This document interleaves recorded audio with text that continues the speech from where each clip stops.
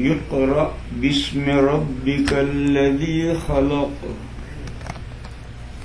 خلق الإنسان من علق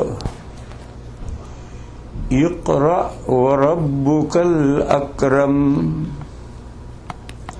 الذي علم بالقلم علم الإنسان ما لم يعلم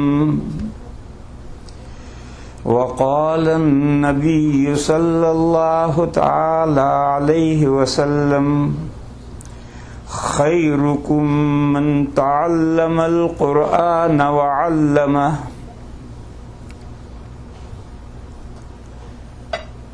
بزرگوں اور بھائیوں، سمر کی راتیں بھی بہت چھوٹی ہوتی ہیں، سحری کے لیے بھی لوگوں کو اٹھنا ہے، 12 بج گئے ہیں، کوئی زیادہ تفصیلی بات کہنے کا تو موقع نہیں۔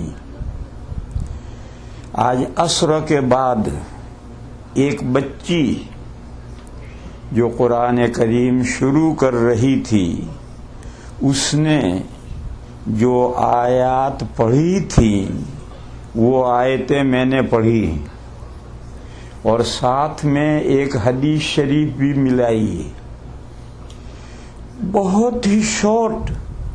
ان آیات کو اور ان حدیث کو تھوڑے سے وقت میں سمجھ لینا چاہیے، زیادہ وقت نہیں لوں گا۔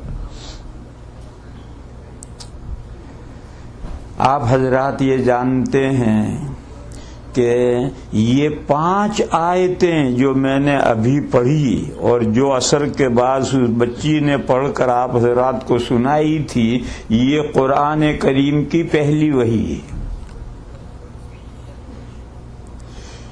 قرآن کریم انسانوں کی اصلاح کے لیے آیا ہے، انسانوں کی رہنمائی کے لیے آیا ہے۔ بس جو سب سے پہلی وحی آئے گی اس کی اہمیت ہر کوئی سمجھ سکتا ہے۔ پہلی وحی کی انسانوں کی اصلاح کے تعلق سے جو اہمیت ہو سکتی ہے وہ ہر آدمی سمجھ سکتا ہے۔ لہذا یہ 5 آیتیں جو قرآن کی پہلی وحی ہیں، ان کی نہایت اہمیت ہے انسان کی اصلاح کے تعلق سے۔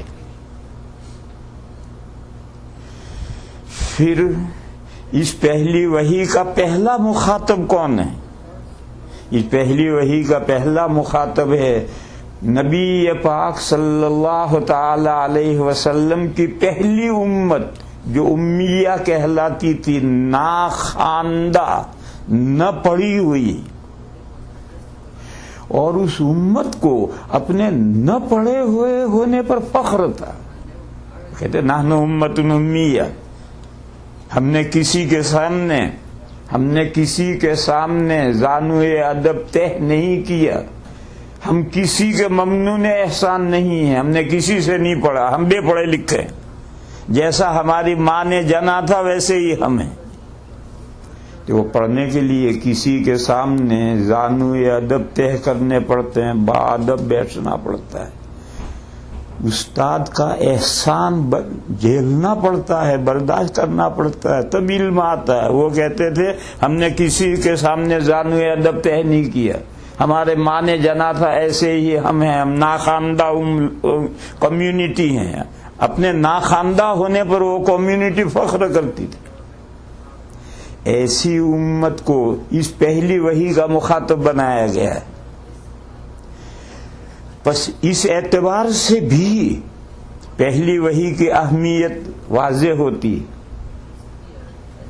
تیسری بات، پہلی وحی کا پہلا کلمہ اقرأ، پڑھ، ریڈ، پہلی وحی کا پہلا کلمہ ہے، لہذا اس پہلے کلمے کی اہمیت بھی واضح ہوتی کہ پڑھنا کتنا اہم ہے۔ فرمایا اقرأ بسم ربک الذی خلق خلق الانسان من علق، پڑھ، تیرے اس پروردگار کے نام کی استعانت، مدد، ہیلپ لے کر، جس نے تجھے پیدا کیا ہے۔ انسان نتھنگ تھا، کائنات میں انسان کا کوئی تذکرہ ہی نہیں تھا۔ هل أتى على الإنسان حين من الدهر لم يكن شيئا مذكورا۔ ایک لمبا عرصہ، کتنا لمبا اللہ جانے کتنا لمبا، اربوں کھربوں کروڑوں سال ہو سکتے ہیں، ایک اتنا لمبا عرصہ گزر چکا ہے کہ کائنات میں انسان کا کوئی تذکرہ تھا ہی نہیں۔ انسان سے پہلے کائنات تھی، جنات تھے، فرشتے تھے، پہاڑ تھے، دریا تھے، حیوانات تھے، انسان سے پہلے سب تھے۔ انسان تو بہت بعد میں پیدا ہوا ہے۔ آپ کو وہ قصہ یاد ہوگا کہ جب آدم علیہ السلام کے 2 بیٹوں میں سے ایک بیٹے نے دوسرے بیٹے کو قتل کیا، تو یہ پہلی لاش تھی۔ اس لاش کو کیا کرنا؟ وہ بڑا پریشان ہوا۔ مفسرین کہتے ہیں کہ وہ اپنے بھائی کی لاش کپڑے میں باندھ کر اپنی پیٹھ کے پیچھے لٹکا کر کے لیے پھرتا تھا۔ یہ قرآن میں نہیں ہے، مفسرین کہتے ہیں ایک عرصے تک لیے پھرتا تھا۔ اس کی سمجھ میں نہیں آتا تھا کہ بھائی کی لاش کو کرے کیا۔ اللہ نے 2 کوے بھیجے، وہ 2 کوے لڑے، ایک نے دوسرے کو مار دیا۔ پھر جس نے جو زندہ تھا اس نے پیروں سے کھڈا کھودا اور اس کوے کا باڈی لا کر اس میں ڈالی، پیروں سے اس پر مٹی کر دی۔ یہ دیکھ کر کے اس نے سیکھ لیا کہ مجھے بھائی کی ڈیڈ باڈی کو اس طرح سے زمین میں دبا دینا چاہیے۔ وہ ماتھا پیٹ کر رہ گیا کہ میرے پاس تو کوے جتنی بھی عقل نہیں۔ وہ ماتھا پیٹ کر رہ گیا، بھائی لتا، ہائے افسوس، ہائے میری کم بختی کہ میرے پاس تو کوے جتنی بھی عقل نہیں ہے۔ خیر مجھے یہ تو قرآن میں مضمون ہے، اس میں مجھے یہ بتانا ہے کہ آدم علیہ السلام اور ان کے بیٹوں کے پیدا ہونے سے پہلے کوے پیدا ہو چکے ہیں، اور صرف کوے ہی نہیں، اور جو انسان کی ضرورت کے حیوانات ہیں وہ سب پہلے پیدا کیے جا چکے ہیں۔ اس کے بعد کہیں انسان کا وجود تو ہوا ہے بہت بعد میں۔ تو اللہ تعالیٰ فرماتے ہیں کہ تو پڑھ اور مدد مانگ تیرے اس پروردگار کی جس نے تجھے پیدا کیا ہے۔ کس چیز سے پیدا کیا ہے؟ خلق الانسان من علق، اللہ نے انسان کو خون بستہ سے پیدا کیا ہے۔ کلیجی نکلتی ہے، یہ خون ہے جمع ہوا، خون بستہ یعنی جمع ہوا خون۔ تلی بھی خون ہے، وہ بھی خون بستہ ہے۔ ایسے علقہ خون بستہ سے اللہ نے تجھے پیدا کیا ہے۔ انسان کی تخلیق کے 7 مرحلے ہیں، ان 7 مرحلوں میں سے یہ بیچ کا مرحلہ ہے خون بستہ۔ 3 مرحلے اس سے پہلے ہیں، 3 مرحلے اس کے بعد ہیں۔ اور آپ غور کیجئے 7 مرحلے بے جان مادہ ہیں، 7 مرحلے بے جان مادہ ہیں۔ اور ان 7 مرحلوں کا تذکرہ 18ویں پارے کے بالکل شروع میں پہلے رکوع میں آیا ہے۔ لقد خلقنا الانسان من سلالۃ من طین، اللہ نے انسان کو پیدا کیا مٹی کے ست سے، مٹی کے جوہر سے، مٹی کے نچوڑ سے، خلاصے سے۔ تو پہلا مرحلہ تو مٹی، انسان کو اللہ نے مٹی سے، پہلا مرحلہ یہ بے جان مادہ ہے۔ پھر اس مٹی میں سے اللہ نے ست نکالا، جوہر نکالا ہے۔ وہ جوہر کیا ہے؟ خون، ہم نے زمین سے پیدا ہونے والی چیزیں کھائی پی تو ان کے کھانے پینے سے ہمارے جسم میں جو خون پیدا ہوا، یہ خون زمین کا ست ہے، سلالہ ہے، زمین میں سے کشید کیا ہوا ہے یہ خون۔ یہ دوسرا مرحلہ، یہ بھی بے جان مادہ ہے۔ ثم جعلناہ نطفۃ فی قرار مکین، پھر ہم نے اس سلالہ کو یعنی خون کو نطفہ بنایا۔ یہ تیسرا مرحلہ ہے، مٹی، خون، نطفہ۔ اس نطفے کو اللہ نے پہنچا دیا ایک ایسے ٹھہرنے کی جگہ میں جہاں اطمینان سے وہ نطفہ ٹھہرا رہتا ہے۔ ثم جعلناہ نطفۃ فی قرار مکین، یہ ہے رحم مادر، بچہ دانی میں جب مادہ پہنچ جاتا ہے اور بچہ دانی کا منہ بند ہو جاتا ہے تو بالکل امن و اطمینان ہو گیا۔ اب اللہ کا فیصلہ ہوگا تو ہزاروں میں کوئی ایک نطفہ گرتا ہے، ورنہ تو سارے نطفے اب بچے کے مرحلے میں آگے جائیں گے۔ بچہ دانی میں پہنچ گیا، بچہ دانی کا منہ بند ہو گیا، قرار مکین میں پہنچ گئے۔ پھر 40 دن تک وہ نطفہ اسی حال میں رہتا ہے، 40 دن کے بعد وہ علقہ بن جاتا ہے۔ یہ چوتھا مرحلہ ہے جو بیچ کا مرحلہ ہے۔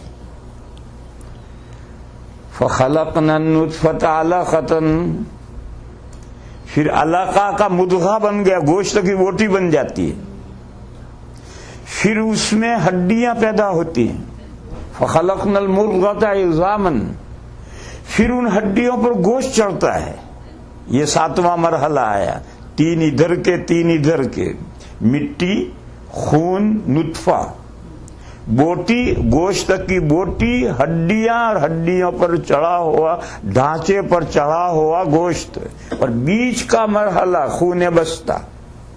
تو اللہ تعالیٰ نے بیچ کے مرحلے کو ذکر کیا ہے، اور مراد دائیں بائیں کے سب مرحلے ہیں۔ فرمایا غور کر، تجھے اللہ نے 7 ایسے مرحلوں سے گزار کر انسان بنایا ہے کہ تیرا بے جان مادہ تھا، ہر مرحلے میں تو بے جان مادہ تھا۔ پھر 7 مرحلے گزرنے کے بعد ثم انشأناہ خلقا آخر فتبارک اللہ احسن الخالقین، پھر چاند سا مکھڑا لیے ہوئے نہایت حسین و جمیل خوبصورت بچہ وجود میں آ گیا، روح پڑ گئی، انسان بن گیا۔ 7 بے جان مادوں سے گزر کر ایک دم جو چینج ہوا تو کیا ہو گیا چینج؟ خلقن آخر، یہ بے جان مادہ نہیں، خلقن آخر ایک نئی مخلوق بن گئی۔ اور کیسی نئی؟ فتبارک اللہ احسن الخالقین، بڑی برکت والے ہیں، بڑی عالی شان ذات ہیں وہ جنہوں نے اتنی شاندار مخلوق بنا دی۔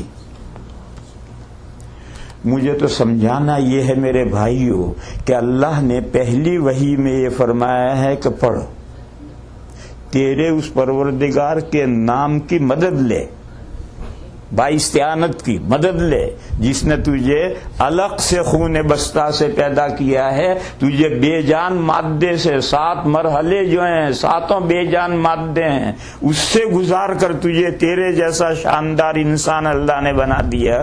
اگر اس کے نام کی مدد لے کر تو پڑھے گا تو تجھے عالم نہیں بنائے گا؟ جو بے جان مادے کو اشرف المخلوقات بنا سکتا ہے، وہ ایک جاہل کو، نہ پڑھے ہوئے کو، وہ اگر اللہ کے نام کی مدد لے کر پڑھے تو اللہ اسے عالم کیوں نہیں بنا؟ یہ پہلی وحی آئی ہے، اس سے اندازہ کرو کہ اسلام میں پڑھنے کی کتنی اہمیت ہے۔ پھر پڑھنے کے 2 مرحلے ہیں، ایک مرحلہ ہے ناخواندہ کا پڑھنا، اور پھر ایک دوسرا مرحلہ ہے خواندہ کا پڑھنا۔ چنانچہ دوسرا اقرا آیا، اقرا وربک الاکرم، پڑھ، تیرا پروردگار بڑا سخی داتا ہے. یہ دوسرا اقرا ہے. یہ وہ نا خواندہ کا اقرا تھا، یہ خواندہ کا اقرا ہے. جس نے پڑھ لیا اب آگے پھر دوسرا پڑھنا شروع کر. تیرے اللہ کے یہاں اللہ کے فضل کے دریا میں کوئی کمی نہیں ہے. وہ بڑا سخی داتا ہے. جتنا تو مدرسے میں، اسکول میں، یونیورسٹی میں پڑھ کر آیا ہے، اس سے آگے ابھی پڑھنے کے بہت مرحلے ہیں. لہذا دوسرا پڑھنا شروع کر. اقرا وربک الاکرم، پڑھ. تیرا پروردگار بڑا سخی داتا ہے. مگر یہ استاد کے سامنے نہیں پڑھنا. الذی علم بالقلم، تیرا پروردگار وہ ہے جو پین سے سکھلاتا ہے. یعنی گزرے ہوئے لوگوں نے جو کچھ قلم سے لکھا ہے وہ پڑھ. استاد کے سامنے بیٹھ کر جو پڑھنا تھا وہ تو پڑھ چکا، اب دوسرا پڑھنا شروع کر. اور اللہ وہ ہیں جو پین کے ذریعے سے علم سکھاتے ہیں. یعنی گزرے ہوئے لوگوں نے قلم سے جو کچھ لکھا ہے وہ پڑھ. اس سے کیا ملے گا؟ علم الانسان ما لم یعلم، اللہ تعالیٰ انسان کو وہ علم سکھلاتے ہیں جو اس نے پہلے اقرا سے، مدرسے میں، اسکول میں بیٹھ کر استاد سے نہیں پڑھا، نہیں جانا. وہ اب پین کے ذریعے سے گزرے ہوئے لوگوں کی کتابوں کا مطالعہ شروع کرے گا تو وہ اللہ علم عطا فرمائیں گے. یہ دو اقرا الگ الگ ہیں.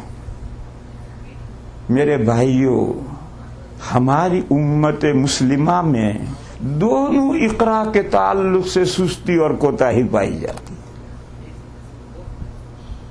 اصل سمجھو، چاہیے تو یہ تھا کہ امت مسلمہ میں 100%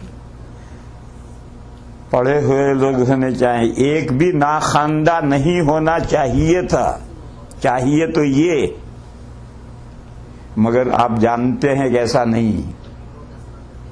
یہ پہلی وحی، پہلے مخاطب نا امی اور پہلا کلمہ اقرا. تو چاہیے کیا تھا کہ اس امت کا ایک فرد بھی بے پڑھا نہیں رہنا چاہیے. ہر شخص کو پڑھنا چاہیے تھا. اور کوئی یہ سمجھے کہ بھئی ہر شخص کے بس کا پڑھنا نہیں ہے، تو قرآن نے جواب دیا کہ تیرے اس پروردگار کے نام کی مدد لے کر تو پڑھنا شروع کر، جس نے تجھے نتھنگ سے تھنگ بنایا، پھر غیر جاندار مادے سے تجھے انسان بنایا. اس کے نام کی مدد لے کر پڑھ. ہر ایک کو اللہ علم عطا فرمائے. مگر امت میں یہ کوتاہی ہے کہ شاید 25، 30، 35، 40% خواندگی کا تناسب ہے. 70% یا 60% ناخواندہ اس امت میں. افسوس کی بات ہے کہ جس امت کے بعد پہلی وحی اور پہلا کلمہ یہ آیا تھا، اس امت میں ایک فرد، مرد یا عورت، چھوٹا یا بڑا، بے پڑھے کیسے رہ گیا سمجھ میں نہیں آتا ہے. کوئی شخص اس امت میں بے پڑھے نہیں رہنا چاہیے. اور دوسرا جو اقرا ہے، اس اقرا کے تعلق سے بھی ہمارے مدرسوں سے نکلنے والے جو علماء ہیں ان میں کوتاہی. وہ مدرسے سے نکلتے کہتے میں فارغ ہو گیا. ارے فارغ تو بیت الخلا سے ہوتے ہیں.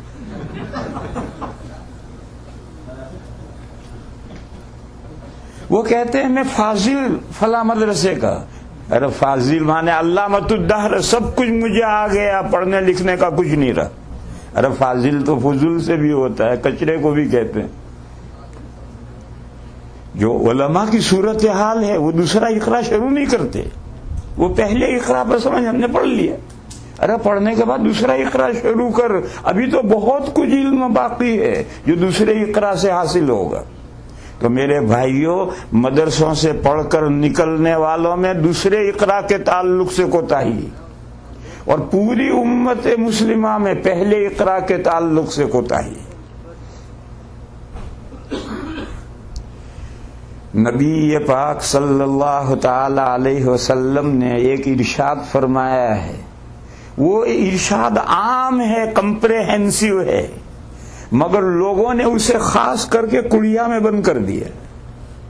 لہذا اس حدیث کو بھی سمجھو نبی پاک صلی اللہ تعالی علیہ وسلم نے فرمایا کہ تم میں بہترین وہ ہے جو قرآن کریم سیکھے.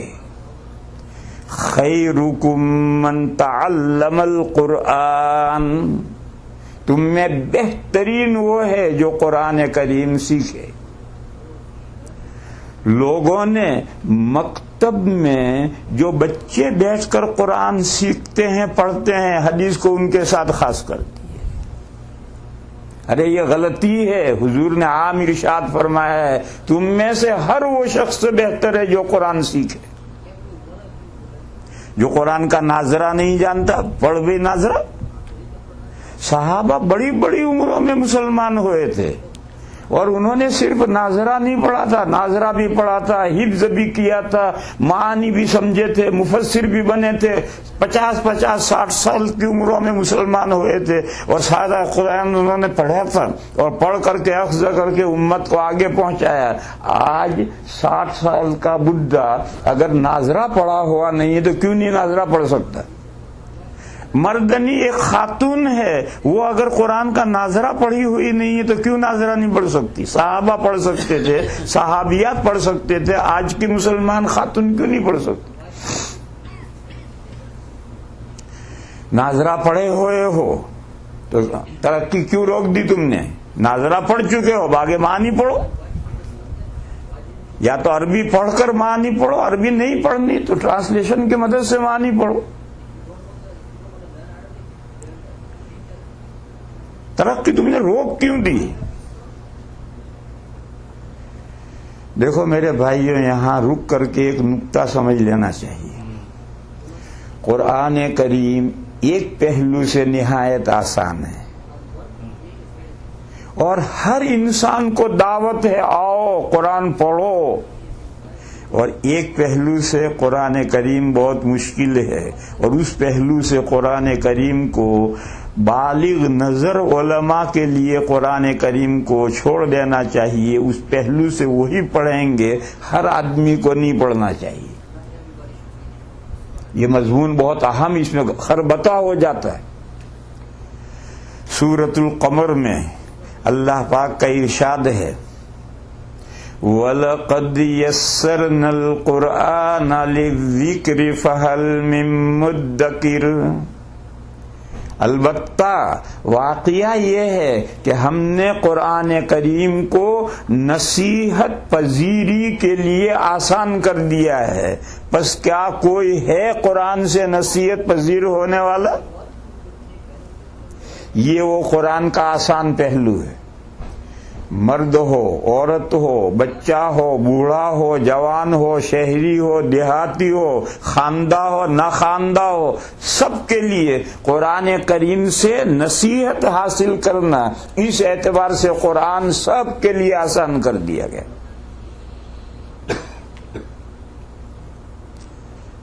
اور ایک دوسرا پہلو ہے، وہ پہلو یہ ہے کہ قرآن کریم کی تہ میں موتی ہیں. ڈوب کر سوچ کر ان موتیوں کو اندر سے تہ میں سے نکالنا یہ ہر ایک کے بس کا نہیں. مشکات شریف میں حضرت علی کرم اللہ تعالی وجہہ کی ایک حدیث ہے، لمبی حدیث ہے، اس کا ایک ٹکڑا ہے لا تنقضی عجائبہ. قرآن میں جو حیرت زا مضامین ہیں وہ کبھی ختم نہیں ہوں گے قیامت تک. لا تنقضی عجائبہ، قرآن کی عجیب مضامین، حیرت انگیز مضامین یہ کبھی ختم نہیں ہوں گے. اس کی تہ میں اتنے موتی ہیں کہ قیامت تک اگر سارے ہی علماء گوتے لگاتے رہیں گے تو ہر ایک کے حصے میں کچھ نہ کچھ نیا مضمون آئے گا.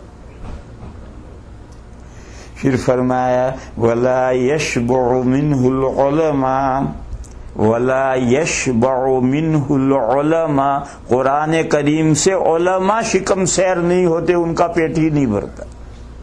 وہ مسلسل غور کرتے رہیں گے اور نئے نئے مضامین قرآن کریم میں سے نکلتے رہیں گے. یہ حضرت علی کا ارشاد ہے. اس میں جملہ کیا ہے؟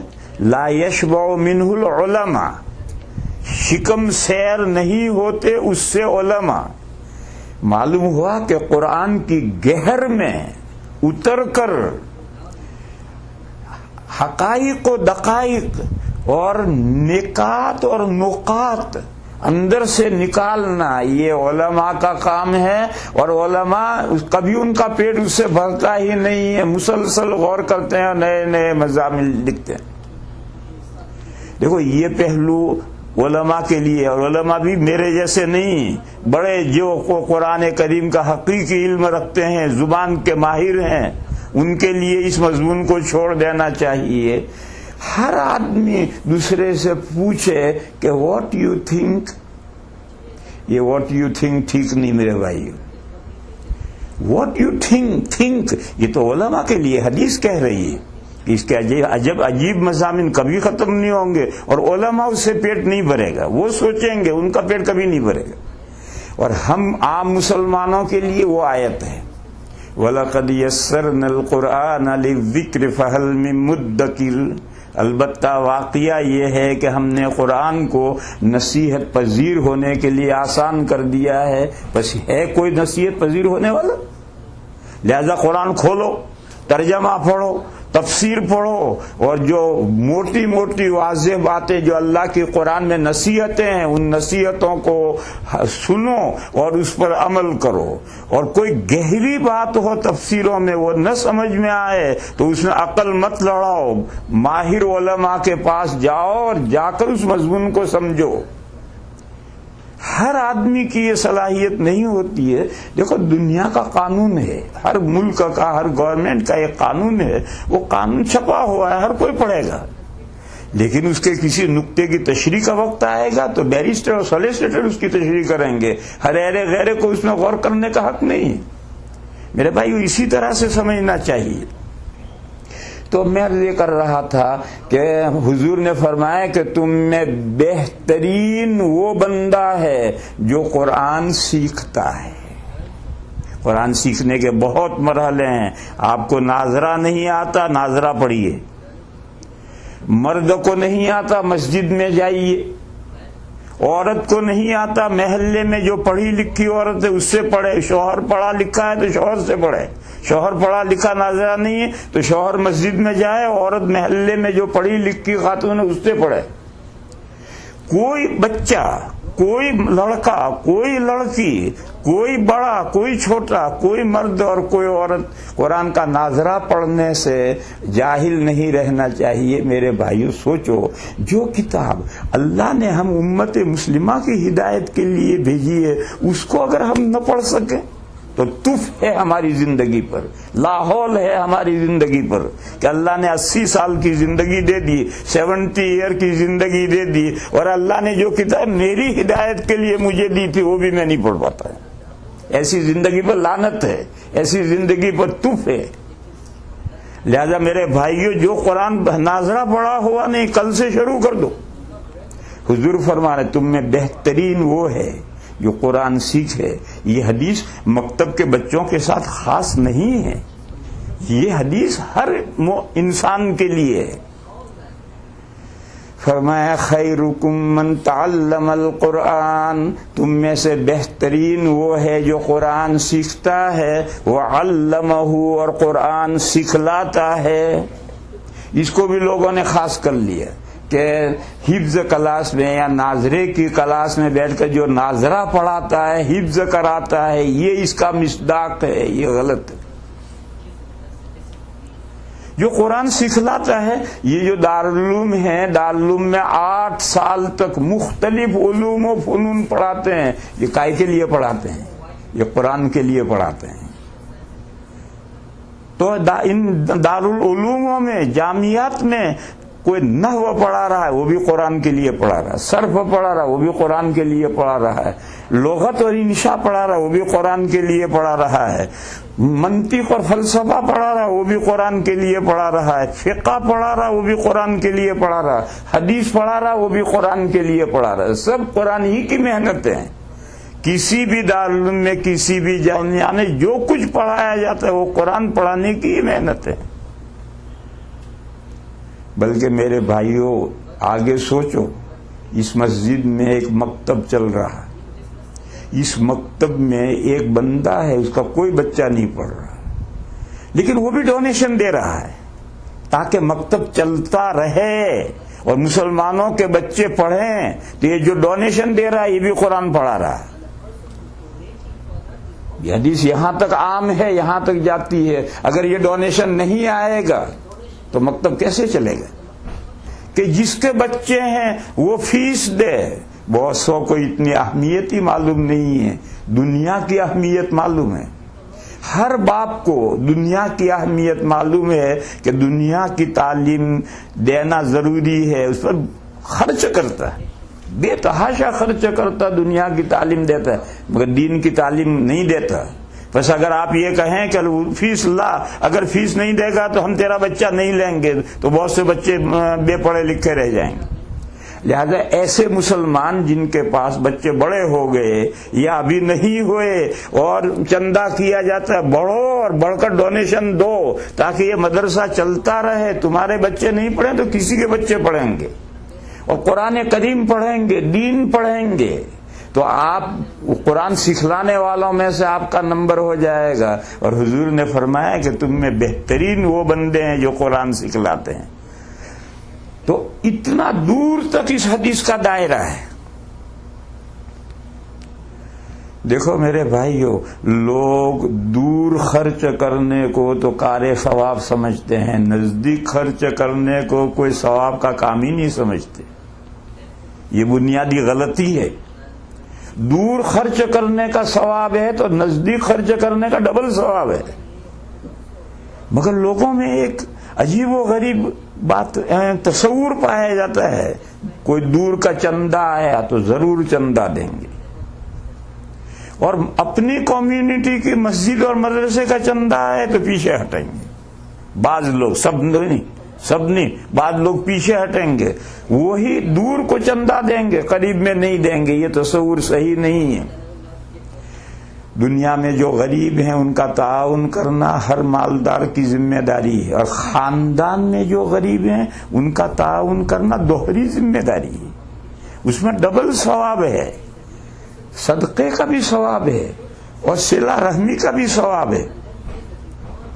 بہرحال میں اس حدیث شریف کو سمجھا رہا تھا. اس حدیث شریف کو دوسروں کے حق میں اکاؤنٹ میں مت ڈال دو. یہ حدیث ہر ایک کے اکاؤنٹ میں آنی چاہیے کہ خیرکم من تعلم القرآن وعلمہ، تم میں بہترین وہ ہے جو قرآن سیکھے. جو بھی نہیں جانتا فوراً محنت شروع. ناظرہ تو ہر کوئی پڑھ سکتا ہے اور حفظ ہر ایک کے بس کا نہیں، لیکن اگر کسی کے حوصلہ ہو تو ہر عمر میں حفظ ہو سکتا ہے. اگر کسی میں حوصلہ ہو تو ہر عمر میں حفظ ہو سکتا ہے. بہت سے لوگ بڑی بڑی عمروں میں حفظ کرتے ہیں.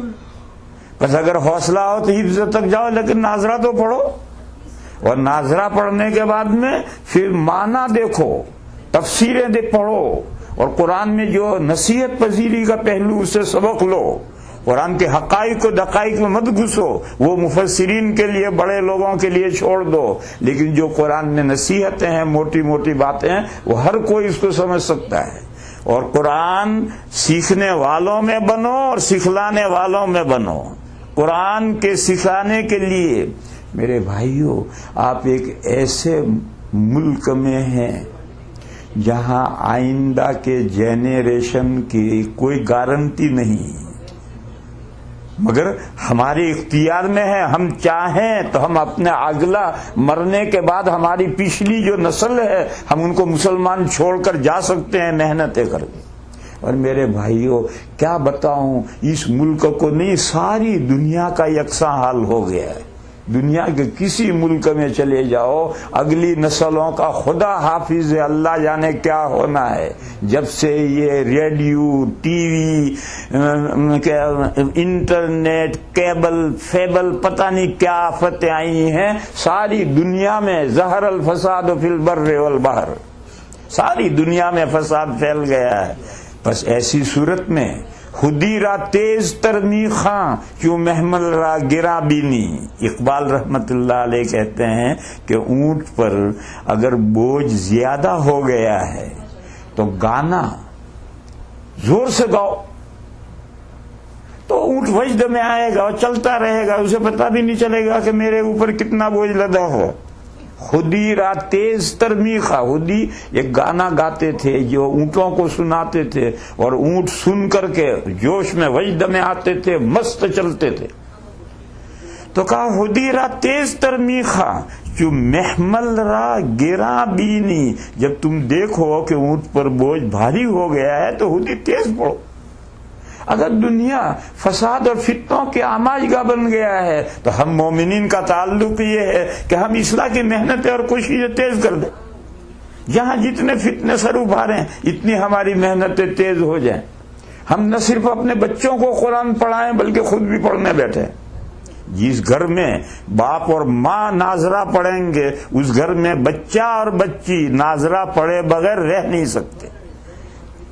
اور جس گھر میں ماں اور باپ ناظرہ پڑے ہوئے نہیں ہیں کوئی گارنٹی نہیں ہے کہ بیٹا اور بیٹی ناظرہ پڑھ لیں گے.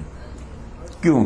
بچے کو 2 گھنٹے کے لیے مدرسے میں بھیج دیا, 2 گھنٹے کے بعد آ گیا, کھیل کود کر گئے. اب نہ باپ دیکھ سکتا ہے کہ کیا پڑھ کر آیا, نہ ماں دیکھ سکتی کیا پڑھ کر آیا. اور اگر باپ اور ماں دونوں ناظرہ پڑے ہوئے ہیں تو بیٹا آئے گا تو اس کو سنیں گے, کچا ہو تو سبق یاد کرائیں گے. بیٹی کا سبق سنے گی ماں, کچا ہوگا تو یاد کرائے گی, تو مدرسے میں وہ آگے نکلے گی. بہرحال میرے بھائیو, مجھے آدھا گھنٹہ ہی گفتگو کرنی تھی, زیادہ نہیں کرنی تھی. بس یہی 2 آیتیں. اللہ فرماتے ہیں پڑھو. مسلمانوں میں ایک شخص بھی بے پڑھا نہیں رہنا چاہیے, اور پڑھو, اس پروردگار کے نام کی مدد لو جس نے تمہیں خون بستہ سے پیدا کیا ہے, 7 ایسے مرحلوں سے تمہیں بنایا ہے کہ جن میں کوئی جان ہی نہیں تھی. تو اگر تم ناخواندہ جاہل ہو تو وہ تمہیں عالم نہیں بنا سکتا, قرآن پڑھا ہوا نہیں کر سکتا, ایسا نہیں ہے. ان میں بڑی قدرت ہے, ان کے نام سے ہیلپ لو اور بسم اللہ تو کرو, پڑھنا تو شروع کرو. اور فرمایا کہ حضور نے کہ تم میں بہترین وہ ہے جو قرآن سیکھتا ہے. قرآن سیکھنے کے بہت مرحلے ہیں, ہر مرحلے میں قرآن سیکھو اور قرآن سکھلاؤ. سکھلانے میں یہ ہے کہ تم اگر استاد نہیں بن سکتے ہو تو مدرسہ قائم کر سکتے ہو. مدرسہ قائم ہوا ہے تو اس مدرسے کی ہیلپ کر کے اس میں مدرسے کو پروگریس کر سکتے ہو, ترقی دے سکتے ہو, آگے بڑھا سکتے ہو. یہ ایک مختصر سی بات تھی جو اس وقت میں نے عرض کی. وآخر دعوانا ان الحمدللہ رب العالمین. درود شریف پڑھو بھائی. اللہم صلی وسلم وبارک علی سیدنا و مولانا محمد وعلی آل سیدنا و مولانا محمد بعدد من صلی وصام. یا الہ العالمین, ہماری حسنات کو قبول فرما. میرے مولا ہماری نیکیوں میں برکت پیدا فرما. یا اللہ ہمیں علم نافع عمل صالح عطا فرما. یا اللہ ہم اس ماہ مبارک کو وصول کرنے کے ہمیں توفیق عطا فرما. یا اللہ روزوں کے علاوہ تلاوتوں کی اور جو قرآن کریم نہیں پڑھنا جانتے ان کو قرآن کریم ناظرہ پڑھنے کی توفیق عطا فرما. یا اللہ ہمیں اور نیکیوں کی بھی اس ماہ مبارک میں توفیق عطا فرما. اے میرے مولا, ہم میں جو بیمار ہیں انہیں شفا عطا فرما, جو کسی بھی پریشانی میں ان کی پریشانی کو دور فرما. اے میرے مولا, ہمیں دنیا میں بھی بھلائیاں عطا فرما, آخرت میں بھی بھلائیاں عطا فرما, اور جہنم کے عذاب سے ہماری حفاظت فرما. اے میرے مولا, ہماری مغفرت فرما, ہمارے ماں باپ کی مغفرت فرما, ہمارے رشتہ داروں کی مغفرت فرما, اور تمام مسلمان مردوں کی اور مسلمان عورتوں کی مغفرت فرما. سبحان ربک رب العزت عما یصفون وسلام علی المرسلین والحمد للہ رب العالمین.